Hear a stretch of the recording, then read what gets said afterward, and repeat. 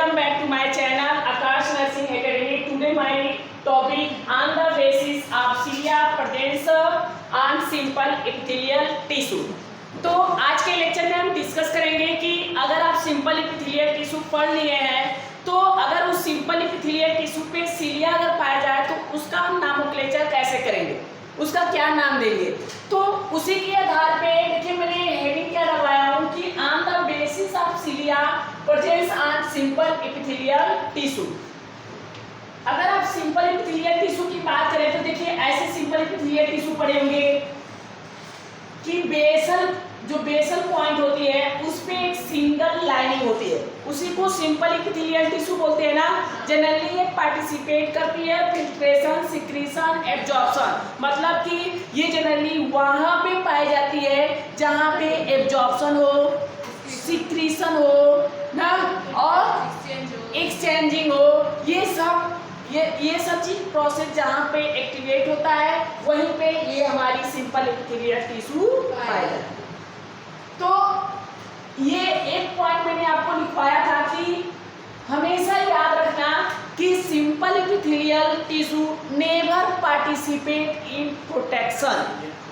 हमेशा याद रखना कि जो सिंपल एपिथेलियल टिश्यू होती है कभी भी प्रोटेक्शन में पार्टिसिपेट नहीं करती है। भाई इसका रीजन भी है, इसका एक रीजन है कि अगर बताइए इस पे एक सिंगल लेयर है, एक सिंगल सेल की लाइनिंग है, तो क्या ये प्रोटेक्शन में पार्टिसिपेट करेगी? नहीं करेगी।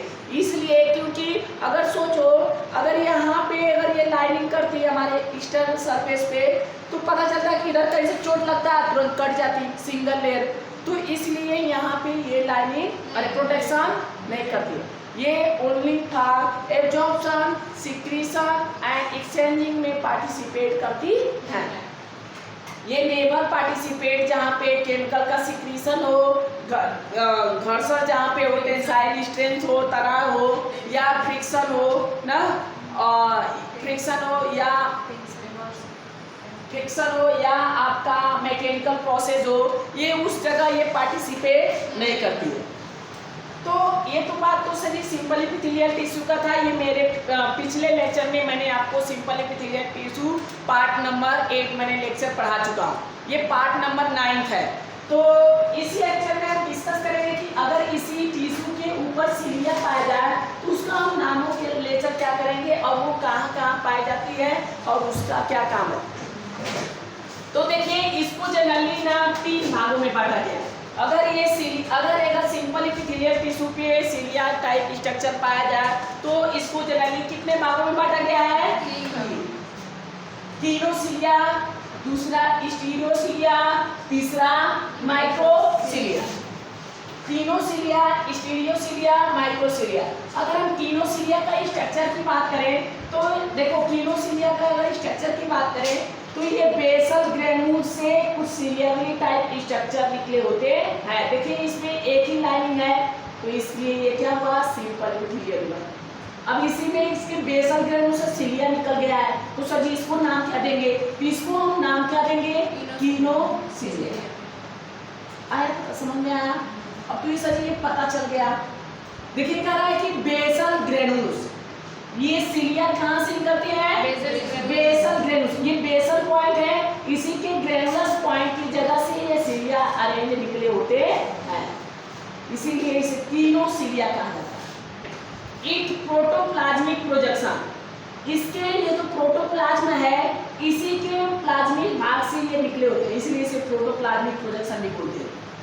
Motile and कंडक्टाइल। मोटाइल तो एक क्वेश्चन काफी इंपॉर्टेंट होता है कि मोटाइल किसको बोलते हैं, नॉन मोटाइल किसको बोलते हैं। तो हमेशा याद रखना ना, अगर जिस सेल्स में ना जिस ऑर्गेनिज्म में अगर सीलिया हो ना तो उसको हम क्या बोलेंगे? मोटाइल। तो यहाँ पे सीलियरली मूवमेंट हो रहा है कि नहीं हो रहा है ना। अगर देखिए कोई भी चीजें का यहाँ पे मूवमेंट होगा तो इसी सीलिया के माध्यम से होगा, ऐसे कंट्रैक्ट ना सीलिया में। तो इस प्रकार के को जहाँ पे सीलिया हो उसको मोटाइल बोलते हैं, जहाँ पे सीलिया ना हो उसे नॉन मोटाइल बोलते हैं। जैसे कि स्पर्म जो होता है अपने इस सीलिया के इस फ्लैजेला के माध्यम से मूवमेंट करता रहता है। तो ये ऐसे फ्लैगुलर मूवमेंट करते हुए आगे बढ़ता रहता है ना। तो यहाँ पे अगर हम बात करते हैं कि सर जी ये तो पॉइंट समझ में आ गया, मोटाइल एंड कंट्रैक्टाइल ये आपस में ऐसे कंटैक्ट करता रहता है ना। तो नेक्स्ट पॉइंट की अगर बात करें कि सर जी ये कहाँ पाया जाता, ऐसा स्ट्रक्चर कहीं दिखता है, तो हाँ इसका लर्न पॉइंट तुम याद कर लो कि फीटस, लर्न पॉइंट फीटस याद कर लो। लर्न पॉइंट मतलब FETUS, फीटस यफ का मतलब क्या हो जाते हैं, लाइनिंग ऑफ फलोपियन ट्यूब। जो फलोपियन ट्यूब होती है, फलोपियन ट्यूब जो होती है, फलोपियन ट्यूब जहाँ पे से स्पर्म और ओवम आपस में फ्यूज करते हैं, वो फलोपियन ट्यूब देखे ना, ये ऐसे नहीं होती है फलोपियन ट्यूब। तो इसमें जो लाइनिंग होती है वो किसकी होती है, कीनोसिलिया का। और कौन सी टिश्यू होती है, सिंपल एपिथेलियल टिश्यू का कीनोसिलिया होती है ना। वहाँ पे देखो स्पर्म ऐसे आगे बढ़ता रहता है ना, तो अगर उस फलोपियन ट्यूब में ऐसे कंट्रैक्शन ना होता तो क्या स्पर्म आगे बढ़ पाता, नहीं बढ़ पाता। तो वहाँ पे जो टिश्यू पाई जाती है कीनोसिलिया पाई जाती है। तो फलोपियन ट्यूब, यूस्टेचियन ट्यूब जो होती है कान में पाई जाती है, middle region of the ears ना, मिडिल के जो ईयर्स का जो मिडिल रीजन भाग होता है उसी में ये लाइनिंग करती है, वहां पे ये कौन सिलिया पाई जाती है, कीनोसिलिया। तीसरी पॉइंट की बात करें, लाइनिंग ऑफ यूट्रस, यूट्रस की जो लाइनिंग होती है जहाँ से स्पर्म ऐसे इंटर करता है उसको आगे भेजता है ना, तो वहां पे भी लाइनिंग कौन करती है, कीनोसिलिया। और लाइनिंग ऑफ ट्रैचिया ब्रोंकियोल्स, जो ट्रैचिया ब्रोंकियोल्स जो होते हैं, ट्रैचिया, ये ट्रैचिया जो होती है ना और हमारे ब्रोंकियोल्स में जाके खुलती है, तो वहाँ पे भी तो भोजन फूड पार्टिकल्स, सॉरी ट्रैचिया से तो हमारा एयर्स पास करता है ना ब्रोंकियल रीजन, तो उस एयर्स को आगे ये सीरियली मूवमेंट के द्वारा आगे भेजने का काम करता है। तो ट्रैचिया ब्रोंकियोल्स में ये लाइनिंग का काम करता है। तो लर्निंग पॉइंट फीटस याद करो ना। अगर हम बात करें स्टीरियोसिलिया का, तो स्टीरियोसिलिया का जैसे इस तरह से आपको स्ट्रक्चर दिखाई देता है ना, स्टीरियोसिलिया का स्ट्रक्चर जनरली ऐसे स्ट्रक्चर दिखाई देता है। तो देखिए इसका प्रोजेक्शन कैसा है, देखिए ऐसे आपको सीरियली टाइप स्ट्रक्चर है लेकिन ये सिलिया नहीं होता, आपको जस्ट सिलिया जैसा ही स्ट्रक्चर दिखाई दे रहा है लेकिन ये सिलिया नहीं होता। अगर बताओ सिलिया नहीं है तो उसको मोटाई बोलेंगे कि नॉन मोटाई, इसीलिए देखो इसको बोला क्या है कि ये नॉन मोटाइल होते हैं। क्या होते हैं, नॉन मोटाइल। और नॉन कंडक्टाइल भी होता है, जब ना सिलिया हिलेगी ना तो ऐसे ऐसे आपस में कंट्रैक्शन करी ना करे, अरे सिलिया रहेगा तभी तो ऐसे ऐसे कंट्रैक्शन करेगा, इसीलिए नॉन कंडक्टाइल भी होता है। ये projection of the cell membrane, इसी सेल मेम्ब्रेन से ही प्रोजेक्शन निकले होते हैं ऐसे स्ट्रक्चर, इसीलिए इसको स्टीरियोसिलिया बोलते हैं ना। सिंगल सेल से ही simple non, it is made up of phospholipid, ये किसके बने होते हैं, फास्फोलिपिड के बने होते हैं। क्वेश्चन पूछता है कि स्टीरियोसिलिया जो होती है, जो प्रोजेक्शन लाइक स्ट्रक्चर होते हैं वो किसके बने होते हैं, बताइएगा किसके बने होते हैं, फास्फोलिपिड का। अगर हम इसके एग्जांपल की बात करें सर ये कहाँ पाया जाता है, तो लाइनिंग ऑफ इपिडाइमस, इपिडाइमिस जो होता है न्यूरॉन्स में पाया जाता है ना, ये सेल्स होती है वो उसको लाइनिंग अंदर से करने का काम करती है, वो इसी स्टीरियोसिलिया वही बात है, हमारे ब्रेन के अंदर से लाइनिंग का काम करती है इपिडाइमस से। तो इपिडाइमिस में पाए जाते हैं। लाइनिंग ऑफ वासा डिफरेंस, नहीं ये इपिडाइमा वो होता है, ये इपिडाइमिस है ना, इपिडाइमिस जो होता है मेल में मेल रिप्रोडक्टिव पार्ट होता है, उसी में ये लाइनिंग का काम करता है ना। Lining of Vasa difference, Vasa difference जो होता है ना उसको भी ये लाइनिंग का काम करता है।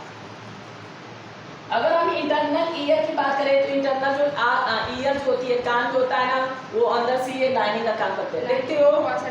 हाँ, ये कान के अंदर जैसे कि कुछ डस्ट पार्टिकल अंदर जाता है, लाइनिंग ऑफ वासा डिफरेंस जो होते हैं, वासा डिफरेंस जो होता है ना, जो जहाँ से स्पर्म ऐसे होते हुए पेनिस रीजन से बाहर आता है, तो वासा डिफरेंस हमारी रिप्रोडक्टिव पार्ट का एक सिस्टम है, भाग है ना, तो उसमें भी ये लाइनिंग करने का काम करती है। ईयर्स में जो डस्ट कान में दिखते हो डस्ट पार्टिकल इंटर तुरंत कर जाते हैं ना, लेकिन वहाँ पे कुछ सीरियसली मूवमेंट होता है ऐसे साब्रस जैसे ना, ऐसे ही स्ट्रक्चर होता है वो जो अंदर जाने से साफ करने में मदद करता है, अंदर जाने नहीं देता, तो वहाँ पे भी पाया जाता है। माइक्रोसीलिया की बात करें तो माइक्रोसीलिया को हम ब्रश बॉर्डर भी बोलते हैं ब्रश बॉर्डर इसलिए बोलते हैं क्योंकि ये ब्रश जैसा ही स्ट्रक्चर होता है। देखो ऐसे ब्रश जो कपड़ा कचाते हैं ना, वैसा ही स्ट्रक्चर है, देखा ना, इसीलिए इसको क्या बोला जाता है, ब्रश बॉर्डर। ब्रश जैसा स्ट्रक्चर है इसीलिए इसको ब्रश बॉर्डर बोला जाता है। ये स्मॉलर प्रोजेक्शन होते हैं, बहुत छोटे छोटे प्रोजेक्शन ऐसे निकले होते हैं ना, एंड नॉन मोटाइल होते हैं। सीबीआई लेंगे यहाँ तो नॉन मोटाइल होगा, नॉन कंडक्टाइल होगा। एग्जाम्पल की बात करें तो ये जनरली फंक्शन की बात करें तो जनरली ये सिक्रीशन और एब्जॉर्प्शन में क्या करते हैं, पार्टिसिपेट। वैसे भी सिंपल एपिथेलियल है तो सिक्रीशन और एब्जॉर्प्शन में ही पार्टिसिपेट करेगा ना। एग्जाम्पल की बात करें तो लाइनिंग ऑफ स्टमक, स्टमक में यही लाइनिंग करती है, कौन, माइक्रोसिलिया।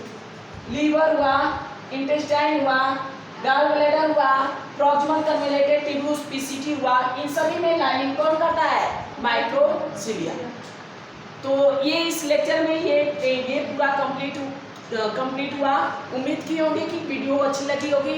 अगर हमारी वीडियो अच्छी लगी है तो चैनल को सब्सक्राइब करना ना भूले, ताकि नेक्स्ट वीडियो जब अपलोड करूँ वो नोटिफिकेशन के रूप में प्राप्त हो सके। तो आज के लिए बस इतना ही, तो चलते हैं, बाय।